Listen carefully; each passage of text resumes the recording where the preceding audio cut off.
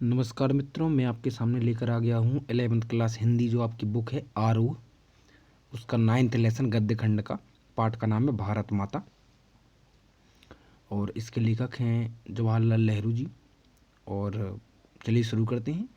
अगर आपको साफ नहीं दिख रहा है तो आप वीडियो की क्वालिटी थोड़ी इंक्रीज़ कर लें, और अगर आपको ऐसा लगता है मैं आपको धीरे समझा रहा हूँ तो आप प्लेबैक स्पीड भी बढ़ा सकते हैं। वीडियो को लाइक और चैनल सब्सक्राइब जरूर करें। इससे पहले के लेसन मैंने चैनल पर अपलोड कर दिए हैं, और जो भी 11th क्लास से संबंधित जितने भी सब्जेक्ट होंगे उसकी मैं वीडियो धीरे धीरे अपलोड करता जाऊंगा, इसलिए वीडियो को सब्सक्राइब जरूर कर लें। ओके, चैनल को। चलिए शुरू करते हैं। देखिए, आपका पहला क्वेश्चन है कि भारत की चर्चा नेहरू जी कब और किससे करते थे, है ना।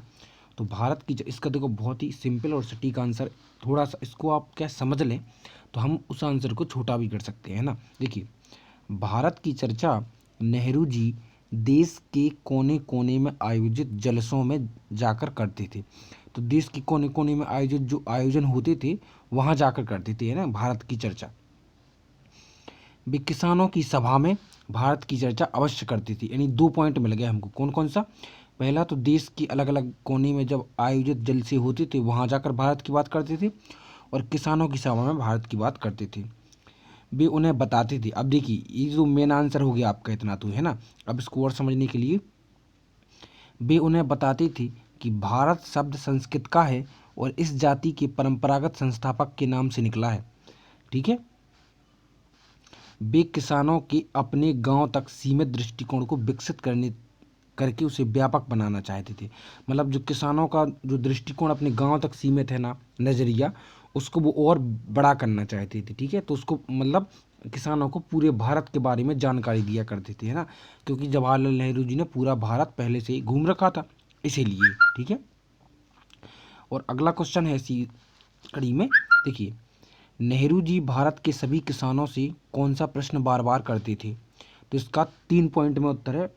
देखिए, पहला प्रश्न क्या करते थे कि भारत माता की जय नारे का क्या अर्थ है। दूसरा प्रश्न वो करते थे, यह भारत माता कौन है। और तीसरा प्रश्न वो करते थे, वह धरती कौन सी है जिसे वे भारत माता कहते हैं, गांव की, जिले की, सूबे की, या पूरे हिंदुस्तान की। तो वे ये 3 प्रश्न किससे? किसानों से बार बार पूछा करते थे। अब हम चलते हैं अगले प्रश्न पर। अगला प्रश्न देखिए क्या है आपका कि दुनिया के बारे में किसानों को बताना नेहरू जी के लिए क्यों आसान था। तो देखिए, दुनिया के बारे में किसानी, देखो, क्योंकि जवाहरलाल नेहरू जी जो हैं पूरी दुनिया घूम चुके थे ना, बहुत बड़े उस समय के बहुत बड़े स्वतंत्रता सेनानी नेता थे, है ना। तो देखो, वे भारत के पुराणों और महाकाव्यों को पढ़ चुके थे, इसलिए वे भारत के नगरों से परिचित थे। वे तीर्थ यात्राएं करके देश के चारों कोनों से परिचित हो चुके थे। उन्हें कुछ पुराने सिपाही मिले थे जिन्होंने जंग या धावा में मिली विदेशी नौकरियां की थी, तो उनसे भी उन्होंने जानकारी और अनुभव लिया। उन्हें 1930 की आर्थिक मंदी के कारण दूसरे मुल्कों के बारे में भी जानकारी थी। तो इसीलिए दुनिया के बारे में किसानों को बताना नेहरू जी के लिए आसान था, है ना। अब चलते हैं हम अगले प्रश्न पर। देखिए, अगला क्वेश्चन है आपका कि क्वेश्चन नंबर 4 है, किसान सामान्यतः भारत माता का क्या अर्थ लेते थे। देखिए, इसका उत्तर है कि जो भारत के किसान थे, किसान सामान्यतः भारत माता का अर्थ समझते थे कि भारत की धरती, है ना। तो इसका मेन उत्तर यही है, भारत की धरती। उन्हें भारत माता का सही अर्थ नहीं पता था, इसलिए वे धरती को ही भारत माता कहते थे। तो जी इसका उत्तर हो गया। हम चलते हैं अगले प्रश्न पर। प्रश्न नंबर 5वां देखिए क्या है, भारत माता के प्रति नेहरू जी की क्या अवधारणा थी। मतलब नेहरू जी के अनुसार भारत माता क्या है। तो देखिए, भारत माता के प्रति नेहरू जी की अवधारणा थी कि भारत की नदियां, पहाड़, जंगल, खेत, धरती और इस पर रहने वाले करोड़ों लोग सब भारत माता के अंग हैं। इन सब के योग का नाम ही भारत है। ठीक है। तो ये इन्होंने भारत माता की परिभाषा दी। अब हम चलते हैं अगले प्रश्न पर। देखिए, बहुत सिंपल प्रश्न है ना, आंसर है, आज़ादी के पूर्व किसानों को किन समस्याओं का सामना करना पड़ता था। तो इसका उत्तर है, आज़ादी के पहले किसानों को गरीबी और कर्जदारी, पूंजीपतियों, जमींदारों तथा महाजनों द्वारा ज़्यादा कर्ज लेने और लूटने की समस्या, है ना, पुलिस के अत्याचार और लगान की समस्या। तो ये इन समस्याओं से गुजरना पड़ता था। ठीक है, हम चलते हैं अगले प्रश्न पर। अगला प्रश्न देखिए क्या है आपका। आज़ादी से पहले भारत निर्माण को लेकर नेहरू जी के क्या सपने थे? क्या आज़ादी के बाद भी साकार हुए?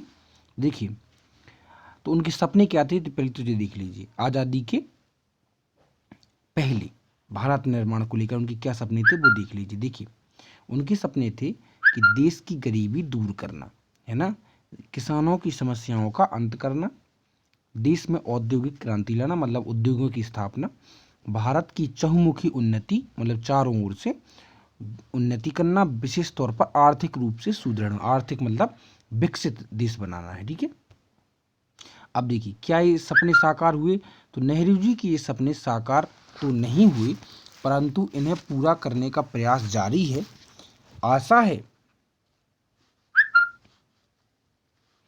आशा है कि भारतवासियों के सामूहिक प्रयास से अवश्य सच होंगे सपने, है ना। अब हम चलते हैं अगले प्रश्न पर। देखिए, अगला प्रश्न है आपका प्रश्न नंबर 8वां।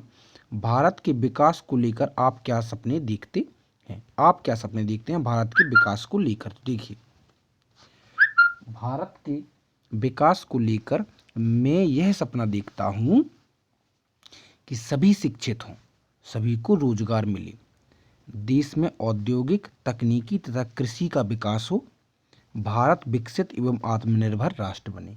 तो ये सपने मतलब अपने अनुसार मैंने बता दिया है कि ये सपने मैं देखता हूँ। अब हम चलते हैं अगले प्रश्न पर। देखिए, अगला प्रश्न क्या है आपका कि आपकी दृष्टि में भारत माता और हिंदुस्तान की क्या संकल्पना है ना। तो देखिए, आपकी दृष्टि में भारत माता और हिंदुस्तान की क्या संकल्पना है? तो देखिए, अब इसका उत्तर है, मेरी दृष्टि में भारत माता और हिंदुस्तान की संकल्पना निम्नलिखित है। देखिए, यहाँ की सभ्यता और संस्कृति, हरी भरी धरती, नदी पर्वत जंगल, पशु पक्षी, यहाँ के अरबों लोग, यहाँ की परंपराएं, साहित्य आदि। मेरे देश हिंदुस्तान में सभी जातियों, धर्मों और वर्गों के लोग मिलकर रहते हैं, देश प्रेम को सर्वोपरि मानते हैं। यही मेरी संकल्पना है हिंदुस्तान के प्रति। ठीक है, तो आप देखो बहुत ही सिंपल है ना। और अगला क्वेश्चन है आपका कि वर्तमान समय में, इसको थोड़ा मैं, हाँ, वर्तमान समय में किसानों की स्थिति किस सीमा तक बदली है, चर्चा कीजिए। देखिए, वर्तमान समय में किसानों की स्थिति में परिवर्तन तो आया है, परंतु वह अपेक्षाकृत बहुत ही कम है ना। बदलाव तो आया है किसानों में, कृषि में, लेकिन वह बहुत ही कम है। भारत कृषि प्रधान देश होने के बावजूद आज भी भारतीय कृषि मानसून पर निर्भर है। मानसून मतलब बरसात पर निर्भर है भारत की कृषि। किसानों को एक ओर जहां देश का अन्नदाता कहा जाता है, वहीं दूसरी ओर यह किसान स्वयं का पेट पालने के लिए जिंदगी भर संघर्ष करता रह जाता है और कभी कभी इतना मजबूर हो जाता है कि उसके सामने आत्महत्या के अतिरिक्त और कोई रास्ता नहीं रह जाता। वर्तमान परिवेश में किसानों को ऋण बड़ी आसानी से क्या हो जाता है, उपलब्ध हो जाता है, मतलब आज के समय में। लेकिन परंतु फसल बर्बाद होने पर कर्ज की भरपाई कैसे की जाए, इसका अभी तक कोई प्रावधान किसानों के पास नहीं है और ना ही सरकार इस दिशा में कोई ठोस कदम उठा रही है ना। वह साल भर मेहनत करता है, फिर भी कठिनाई भरा जीवन बिताने को विवश है। इसलिए आज भी किसानों का जीवन बहुत ही अधिक सुखद नहीं माना जा सकता। ठीक है, तो देखिए वेरी इजी आंसर हो गया। अब अगला क्या है आपका, देखिए अगला है, आज़ादी से पूर्व अनेक नारे प्रचलित थे, किन्हीं 10 नारों का संकलन करें और लिखें। तो देखो, भारत माता की जय, ये नॉर्मल नारा है, सामान्य नारा है जी, है ना, सब लोग बोलते हैं। और देखिए अगला क्या है, देखिए जय हिंद, तो ये सुभाष चंद्र बोस का नारा है। तुम मुझे खून दो मैं तुम्हें आज़ादी दूंगा, सुभाष चंद्र बोस जी का नारा। वंदे मातरम, बंकिम चंद्र चटर्जी, आज़ादी के समय क्रांतिकारियों का मंत्र था, है ना। करो या मरो, गांधी जी का आह्वान था लोगों से, इंकलाब जिंदाबाद भगत सिंह का, है ना, क्रांति को हवा देने के लिए नारा लगाया जाता था। दिल्ली चलो सुभाष चंद्र बोस का नारा था। अंग्रेजों भारत छोड़ो देश की आज़ादी के लिए यह नारा लगाया गया। स्वदेशी अपनाओ यानी बेसेंट विदेशी वस्तुओं का बहिष्कार किया गया उस समय, है ना, असहयोग आंदोलन में तब यह नारा उपयोग किया गया। और हिंदी हिंदू हिंदुस्तान, तो यह प्रताप नारायण मिश्र द्वारा यह नारा लगाया गया। अब अगला क्या है देखिए, नीचे दिए गए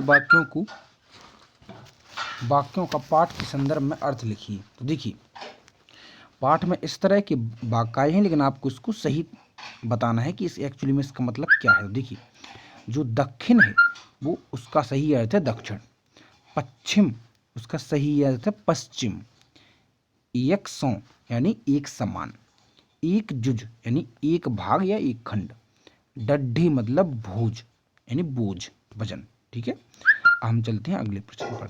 नीचे दिए गए संज्ञा शब्दों के विशेषण रूप लिखिए। देखिए तो विशेषण बनाना है संज्ञा का, है ना। देखिए संज्ञा विशेषण तो आई होप कि आपको जरूर आते होंगे, है ना। जैसे भाव, उसमें भाव में बदलना है। जैसे मान लीजिए मैंने लिख दिया नेता, तो नेता क्या करता है, नेतृत्व, तो जी उसका क्या हो जाएगा, विशेषण बन जाएगा। देखिए